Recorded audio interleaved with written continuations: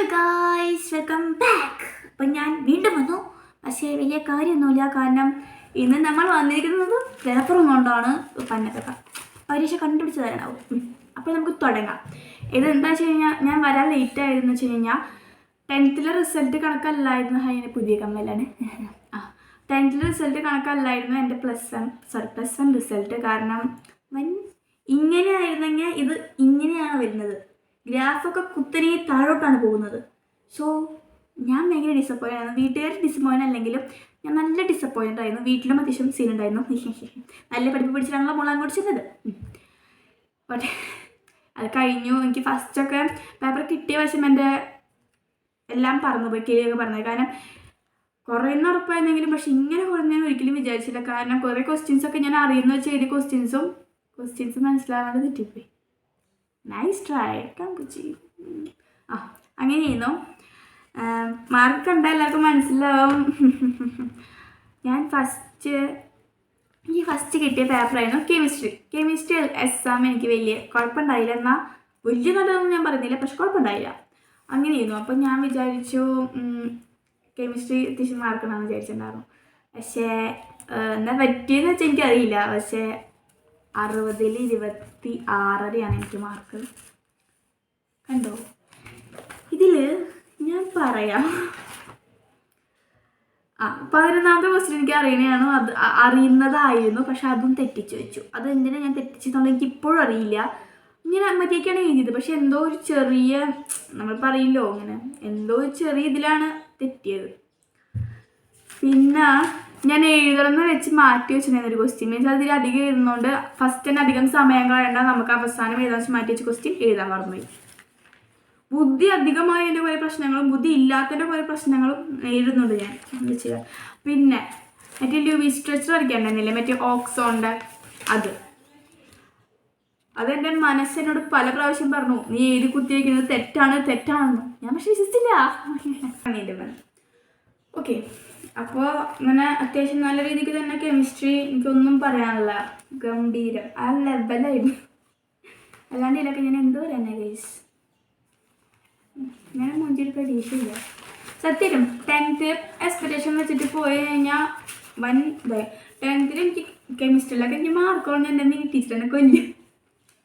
അല്ല, നല്ല ടീച്ചേഴ്സായിരുന്നു, ഭയങ്കര സപ്പോർട്ടീവ് ടീച്ചേഴ്സായിരുന്നു. മാർക്കോളം എന്ത് പറ്റി അങ്ങനെയൊക്കെ ചോദിക്കുക.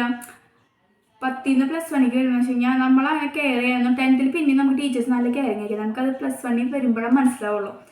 10th പോലത്തെ കെയറിങ് പോലും +1 ഉണ്ടാവില്ല. വേണ്ടേ പഠിക്കണം. പക്ഷെ കുറ്റം പറഞ്ഞു കേട്ടോ.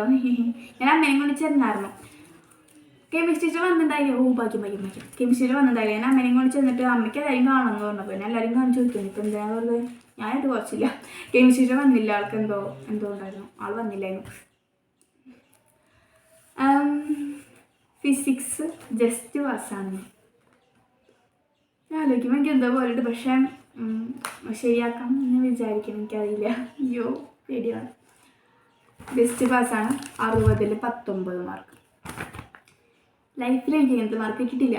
അതുകൊണ്ടുള്ള നല്ല വിഷമം ഉണ്ടായിരുന്നു എനിക്ക്. മീൻസ് പേപ്പർ കിട്ടിയിട്ട് ഇത്രയും ഞാൻ ലേറ്റായി ഡിലേ ആക്കാനുള്ള കാരണം ഇതിടണോ വേണ്ടയോ, ആൾക്കാരെ ജഡ്ജ് ചെയ്യും, ഇത് ഞാൻ പിന്നെ അത്യാവശ്യം നല്ല രീതിക്ക് ഓവർത്തിങ്ക് ചെയ്ത് ഞാൻ ആ ഒരു സ്റ്റേജ് വരെ എത്തിക്കും.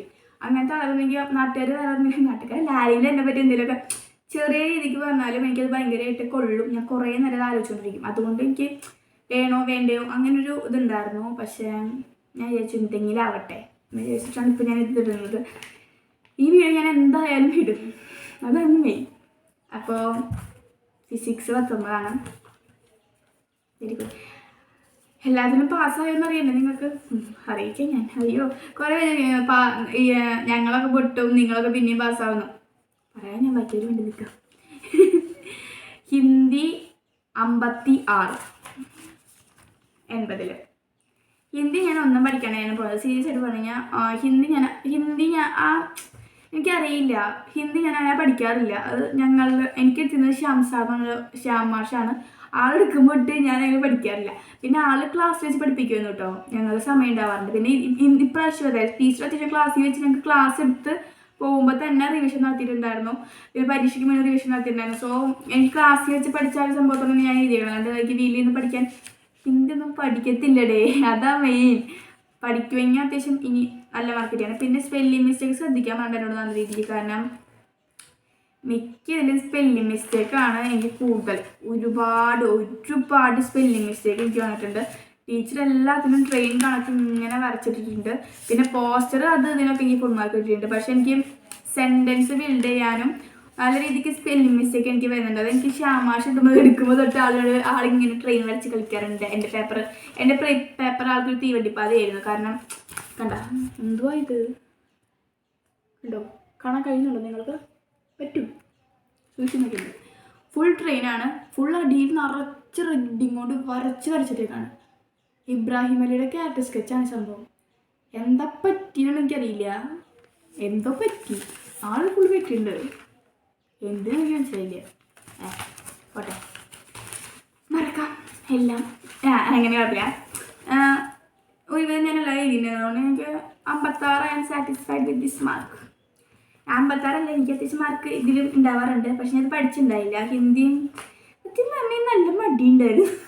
പക്ഷേ ഫിസിക്സ് കെമിസ്ട്രി മാത്സ് ഞാൻ പഠിച്ചിട്ടുണ്ടായിരുന്നു. ക്വസ്റ്റ്യൻസ് മനസ്സിലായില്ല, പേപ്പർ ടഫായി. അതായിരുന്നു കാരണം. ഹിന്ദി ഞാൻ അത്യാവശ്യം പഠിച്ചിട്ടുണ്ടായിരുന്നു. എന്നാൽ റിവിഷനായിട്ട് പഠിച്ചിട്ടുണ്ട്. പരീക്ഷയുടെ തലയിൽ നിന്ന് അങ്ങനെ ഞാൻ പഠിച്ചില്ല. ജസ്റ്റ് എനിക്കറിയാതെ കുറച്ച് മീനിങ്സ്. പിന്നെ ഇതിൽ ഇപ്പോൾ ഹിന്ദി തന്നിട്ട് മലയാളത്തിൽ കൺവേർട്ട് ചെയ്യുക, മലയാളം തന്നിട്ട് ഹിന്ദി കൺവേർട്ട് ചെയ്യുക, അങ്ങനെ കുറച്ച് പുതിയ സംഭവങ്ങൾ വന്നിട്ടുണ്ടായിരുന്നു. പ്ലസ് വണ്ണിൽ തന്നെ കുറച്ച് സാധനങ്ങൾ അത് മാത്രമേ പഠിച്ചത്, എക്സ്ട്രാ ആയിട്ട് പഠിച്ചത്. ബാക്കിയുള്ളതൊക്കെ ഞാൻ റിവിഷനിലായിരുന്നു. പിന്നെ കമ്പ്യൂട്ടർ സയൻസ് പഠിക്കുന്ന 4 വാക്ക് പറയാനുണ്ട്. നിങ്ങൾക്ക് 60-ൽ 45 കേട്ടോ മാർക്ക്. ഇതെന്താണെന്ന് വെച്ച് കഴിഞ്ഞാൽ ഞങ്ങൾക്ക് ടീച്ചർ പോർഷൻസ് അത് കംപ്ലീറ്റ് ചെയ്തിട്ടില്ല. ഞങ്ങൾക്ക് ശരിക്കും പറഞ്ഞാൽ 8ാം തീയതി ഉണ്ടോ അറേസ് വരെ ഉണ്ട്. ശരിക്കും പറഞ്ഞാൽ അറേസ് ഫുള്ളുണ്ട്. ടീച്ചർ അത് ഫുൾ ചാപ്റ്റർ എടുത്ത് തീർത്തിട്ടില്ല. എന്നിട്ട് ടീച്ചർ എടുക്കാത്തത് എഴുതി കഴിഞ്ഞാൽ ടീച്ചർ മാർക്ക് തരില്ല. ഞാനിവിടെ കഷ്ടപ്പെട്ട് ഒരു ദിവസം ഫുൾ ഇരുന്നിട്ടാണ് എടുക്കാതെ ചാപ്റ്റേഴ്സ് മാത്രം പഠിച്ചത്. കാരണം മറ്റേ നമ്മുടെ ബബിൾ ഷോട്ട്, പിന്നെ ലീനിയർ, ബൈനറി ഡിഫറൻസ് ഒന്നും ആ പോർഷൻസ് ഒന്നും ടീച്ചർ കവർ ചെയ്തിട്ടുണ്ടായില്ല. അപ്പോൾ ടീച്ചർ എവിടെ വരെയാണ് എടുത്തത് അവിടെ വരെ എന്ന ടീച്ചർ ഞങ്ങൾ പറഞ്ഞിട്ടില്ല. എവിടെ വരെ എടുത്ത് അവിടെ വരെ പഠിച്ചാൽ മതിയൊന്നും പറഞ്ഞിട്ടില്ല.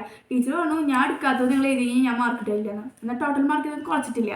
പിന്നെ ഞാൻ തമ്മോട് പറഞ്ഞിട്ട് അമ്മ വിശ്വസിക്കണ്ടേ. അപ്പം ഞാൻ പി ടി എം പറ്റി പോയപ്പോൾ ഞാൻ ടീച്ചറെ കൊണ്ട് പറയിപ്പിച്ചു. ടീച്ചർ അമ്മോട് പറഞ്ഞോളൂ ഞാൻ പറഞ്ഞു. കാരണം അല്ലെങ്കിൽ അമ്മ വിചാരിക്കും ഞാനിവിടെ കമ്പ്യൂട്ടർ സയൻസ് പരീക്ഷ കഴിഞ്ഞപ്പോൾ ഞാൻ ഭയങ്കര തള്ളലായിരുന്നു. നല്ല പരീക്ഷ ചെയ്യുന്നു, നല്ല മാർക്ക് ഉണ്ടാവുന്നു. ടീച്ചർ ചോദിച്ചു എന്തും അറിയില്ല. വല്ലാത്ത സന്തോഷം. ഇതെന്താ വെച്ച് കഴിഞ്ഞാൽ ഞാൻ കാണിച്ചു തരാവേ. ബാക്കിയുള്ള ഞങ്ങൾക്ക് മാർക്ക് ഇട്ടുണ്ട്. അത്യാവശ്യം ഞാൻ നന്നായിട്ട് എഴുതിയിട്ടുണ്ടായിരുന്നു. ഇത് ഒരു ദിവസം കൊണ്ട് ഇത് പഠിച്ച് ചെയ്തതാണ്. സത്യം പറഞ്ഞാൽ ഞാൻ കമ്പ്യൂട്ടർ സയൻസ് ഒന്നും നന്നായിട്ട് ഞാൻ പഠിക്കാറില്ല. ടീച്ചറോട് പറഞ്ഞു നന്നായിട്ട് ഇത് പഠിച്ച് പൊക്കോളൂ എന്ന് പറഞ്ഞു. കാണിച്ചു തരണ്ട. കണ്ടോ, ഇവിടെ ഫുള്ള് ഇതിലാണ് ഞാൻ മറ്റേ ബബിൾ ഷോട്ടും ഇത് ചെയ്തിട്ടുണ്ട്. പിന്നെ ലീനിയർ സെർച്ചും ബൈനറി സെർച്ചിൻ്റെയും ഇത് ചെയ്തിട്ടുണ്ട്. ഫുൾ ചെയ്തിട്ടുണ്ട്. പക്ഷേ ഇതിൽ മാർക്ക് ഇട്ടിട്ടില്ല.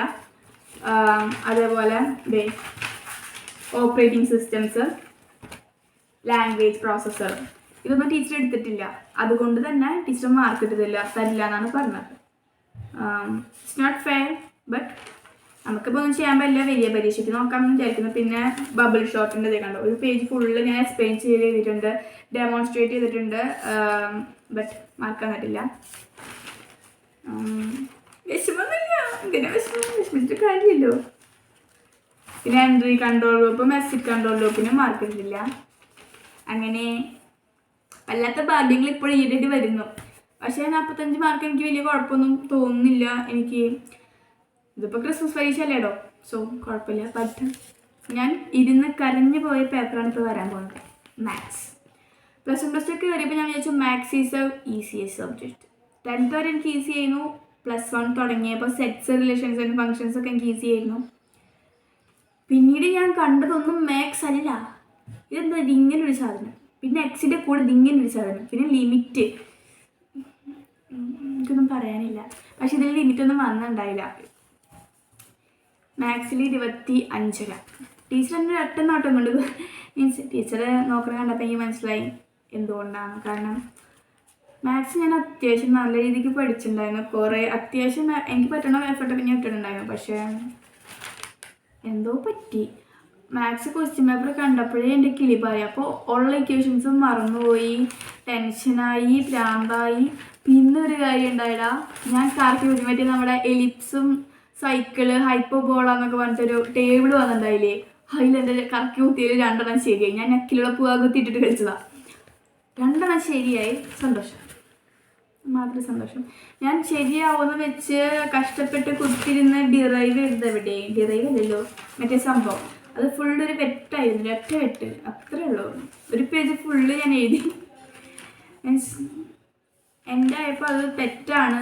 അപ്പോൾ മീൻസ് ഓൾറെഡി ടെൻഷനായാൽ ഞാൻ എൻ്റെ കയ്യിൽ നിന്ന് പോകും, എൻ്റെ എല്ലാം കയ്യിൽ നിന്ന് പോകും. അതാണ് നീ. Then comes English. യൂണിവേഴ്സൽ.